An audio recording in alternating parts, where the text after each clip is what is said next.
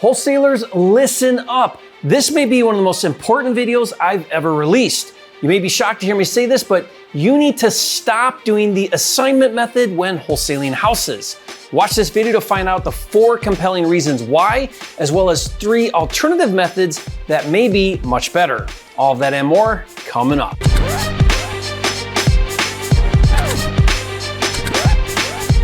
For a limited time, you can get a free copy of Jerry Norton's Quick Start Kit with everything you need to flip your first house in 30 days or less. Download it now at myquickstartkit.com. If you're new here, my name is Jerry Norton. I've been a full-time real estate investor now for almost 18 years. Amongst other things, I specialize in flipping houses all across the country, and I've helped thousands of new investors get into the game of flipping and create 6-figure and even 7-figure incomes. If you want to learn how to flip houses so you can live your dream life, be sure to subscribe to my channel and click the bell icon to get notified when new videos are released. Traditionally, the most common and preferred way to wholesale properties is to use the assignment method. The main reason why is because the wholesaler doesn't provide the money to purchase the house. He's not even the actual buyer. He simply secures a contract with the seller, and then prior to closing, he assigns the rights of his contract to a cash buyer for a fee, and then the cash buyer brings the cash and buys the property at closing. The wholesaler walks away with an assignment fee of $5,000, $10,000, or more. For example, a wholesaler executes a contract with a seller for, let's say, $110,000, and then assigns his contract to a cash buyer for, let's say, $120,000. On the day of closing, the cash buyer pays $120,000, of which $110,000 goes to the seller and $10,000 goes to the wholesaler. When it comes to making money with real estate, it's a beautiful thing to make money without having to invest personal capital or borrow capital or add value to the property. But as attractive and as popular as the assignment technique is for wholesaling, and even though it's how I've done it for years, there are some big drawbacks that are becoming increasingly more prominent lately, and I seem to be the only educator in the industry that is really addressing these issues. Personally, I think the day is coming in the near future where assignments as a business practice will no longer be a legal and viable method. As such, I'm already moving away from single closing assignments, and I think you should do the same. Let me explain 4 big reasons why, and then provide 3 alternative options that are much better. The first big reason to stop doing assignments is because more and more title companies are discontinuing to do assignment transactions. I experienced this firsthand last year on a wholesale deal that I did in Maryland. On the day of closing, at the last minute, the title company came back and said they would not perform the closing because the underwriter insuring title did not want the liability of my assignment transaction. Apparently, there had been recent claims from sellers who were unaware that wholesalers were assigning their contracts for more money, and those sellers felt entitled to the difference in price and submitted title insurance claims. And because of those claims, title considered my $21,000 assignment fee too risky and would not perform my closing. It was a fiasco. I had to find another title company, and I ended up double closing, and I got my deal done.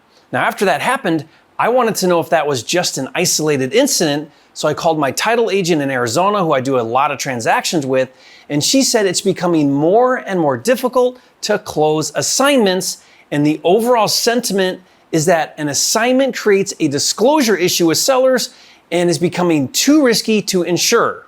More on disclosure in a minute. When I learned that, I immediately had my attorney create what I call a flipping disclosure addendum to use with sellers. Basically, it informs the seller that my intent is to flip or otherwise resell the property for a profit, and that the seller releases any claim on my unrealized future profit. By getting the seller to agree in writing and providing my flipping addendum to title, not only am I providing very clear disclosure of my intentions to the seller, but it also appeases title's concerns of potential insurance claims on my profit.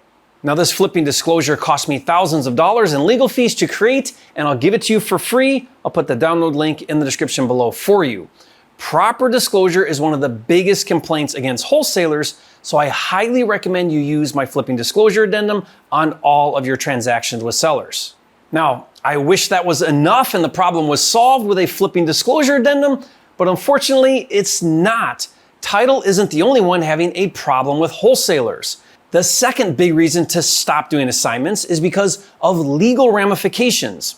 Real estate law is governed at the state level, and most states recognize an assignment of contract as a legal instrument.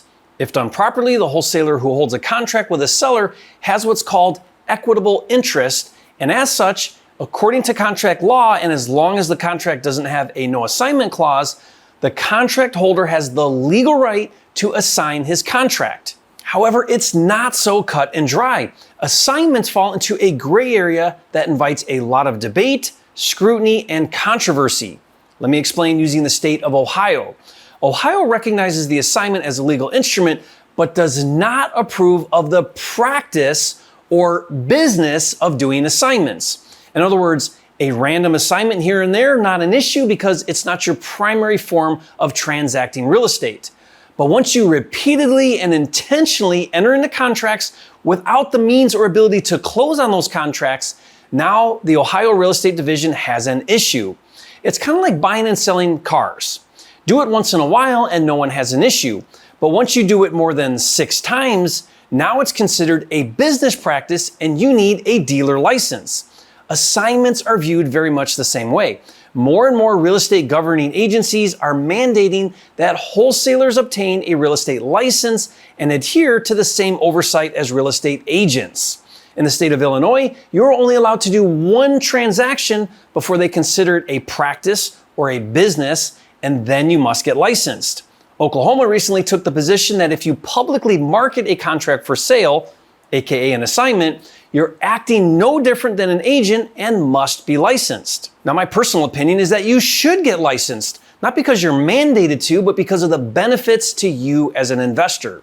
Now, I've had an active real estate license for almost 18 years, and in my opinion, the pros far outweigh the cons. If you're considering getting your license, watch a video where I break down the benefits, link in the description below. At any rate, by discontinuing to do the assignment method, you steer clear of the legal issues and licensing requirements. By the way, I did videos that break down Ohio, Illinois, and Oklahoma, so if you want to learn more about wholesaling in those states, I'll put the links in the description box below for you. The third big reason, and for me the scariest and perhaps the biggest reason to stop doing assignments, is the consumer protection agencies are really coming down hard on wholesalers who use assignments, and it's ugly. These anti-wholesaler groups are not just accusing wholesalers of being misleading to homeowners by not properly disclosing their intentions, but that wholesalers are actually predatory and the public needs protected from them. The argument is that wholesalers lie to sellers by fraudulently claiming to be buyers when they are in fact not, and that wholesalers harm sellers because they back out of contracts when they can't find a real buyer to assign their contract to. These anti-wholesaler advocates claim that wholesalers steal equity and should be regulated at best and preferably banned altogether. Yeah, it's a real thing. They call it equity theft.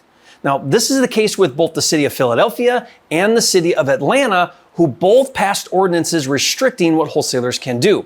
I did videos breaking down both of those laws, and I'll put the links in the description below for you. Not only do wholesalers everywhere need to step up and perform at a higher level, but I personally want to disassociate myself from the assignment method so that I don't get lumped in with the industry wholesalers being accused of lying to sellers and stealing equity.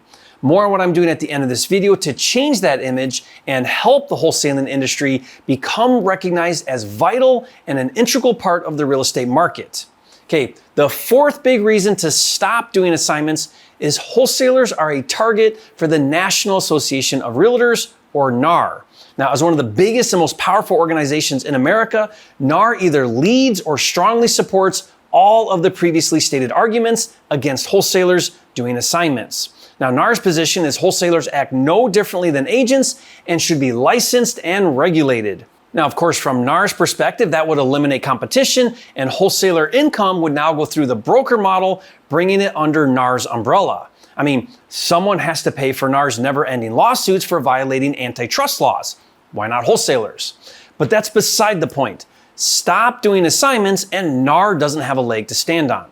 So, given these 4 big reasons, I have strategically decided to move away from assignments as a business practice, and I recommend you do the same. Instead, I prefer and recommend 3 alternative strategies. Alternative method number 1 is to just double close the transaction.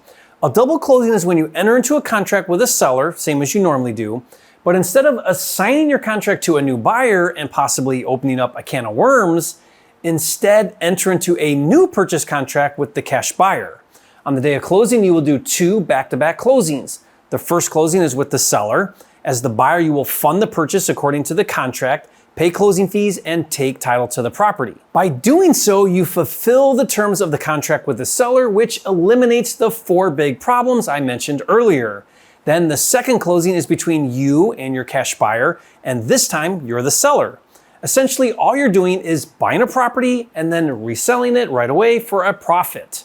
For example, I just did a video where I shared how I got a contract with a motivated seller on a house for $500,000. Then shortly after, I found a cash buyer who wanted the property for $595,000, and we executed a contract. Then on the day of closing, I did closing number 1 with the seller for $500,000. I had to bring $500,000 in cash to that closing and pay some closing fees. Then I turned around and did closing number 2 with my cash buyer for $595,000. So I bought it for $500,000, owned the property for a fat minute, and then resold it for $595,000. And after paying closing fees and some commissions, I made approximately $85,000 on the deal. Now, if you missed that video and you want to see how I did it in less than an hour of my time, I'll put the link in the description below and you can watch it later. And as you might have noticed, the biggest drawback to doing a double closing is having access to the funds to buy the property on the first closing with the seller, even if only for a minute. Now, if you don't have the funds for doing double closings, don't worry, I'll help you out. I'll give you 100% of the money. To learn how to use my money to fund your double closings, go to usejerryscash.com to register for a free training to get all the details.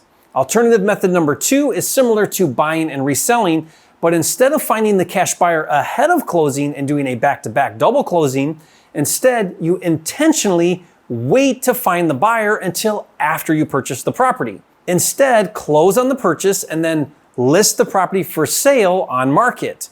By listing a property for sale on market, your property will get maximum exposure because a lot more people are going to see your home for sale.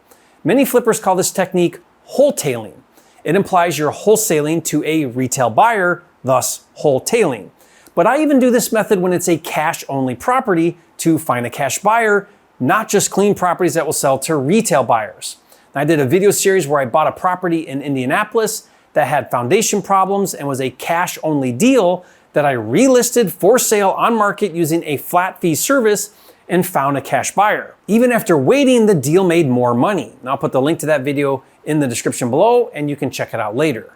In some cases, I may even do some minor improvements such as doing a trash out or cleaning it and then taking really good pictures. For example, I did a video where I showed how I bought a property where you could barely see the house from all of the overgrown bushes. All I did was spend a few $100s. I cut down all the overgrowth, and then the house looked night and day different. I took new pictures and then relisted it and quickly sold it for a big profit. I'll put the link to that video in the description below and you can check it out later. And the third alternative method is to just do a good old-fashioned fix and flip.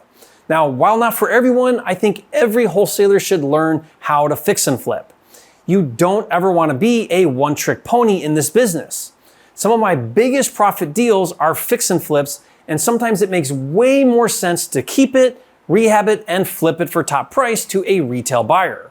Learning how to fix and flip opens so many more doors. Aside from that, by actively doing fix and flips, no consumer protection agency and no regulatory agency can ever accuse me of not being a real investor who buys, renovates, and sells properties. So watch a video where I share tips on how to get started with fix and flip, link in the description. Finally, a word of caution. As you can tell, I am personally very concerned about the wholesaling industry as a whole. I believe wholesalers are their own worst enemies. And while I fundamentally disagree with all of the negative perception about the wholesaling industry that is so prevalent right now, and the reality is that wholesalers play a very important role and are essential to the real estate market, it is true that far too many wholesalers are operating illegally and unethically, even if unintentionally. All wholesalers everywhere need to become more aware of their state laws, as well as these concerns that are out there with the regulatory boards and the consumer protection agencies. And above all else, as an industry, we need to operate at a higher level. The best way to do that, I believe, is to organize as an industry and create standardized training and best practices. And I also think a national association is extremely important to have proper representation. We need a seat at the table and the chance to join the conversation, and I've decided to take this initiative head on. I'm currently in the process with my lawyers to form an official National Wholesalers Association, and I need your support. If you would be willing to join this association and pledge your support, send my team an email at support@flippingmastery.com, put in the subject line Wholesaler Association, and we'll keep you updated on the progress. Also, if you want to help with the movement and become part of the solution, share this video on your favorite real estate forum, groups, or pages to create more awareness. And let me know you're behind me on this. Leave a comment and say, Jerry, I stand with you. Let's save the wholesaling industry. And if you're new to the industry, don't get discouraged by these changes. If you think it's now too hard to wholesale, this was never the right business for you anyways. Regulation is inevitable. The industry is too big. All that means is you need to adapt and move forward. Those who do will be wildly successful. Finally, it starts with one person at a time. Watch this next video where I explain how to wholesale honestly and with integrity. And if you haven't yet, be sure to subscribe to my channel. With almost 800 videos, this is the #1 channel on YouTube for all things flipping, and I'll see you on the next video.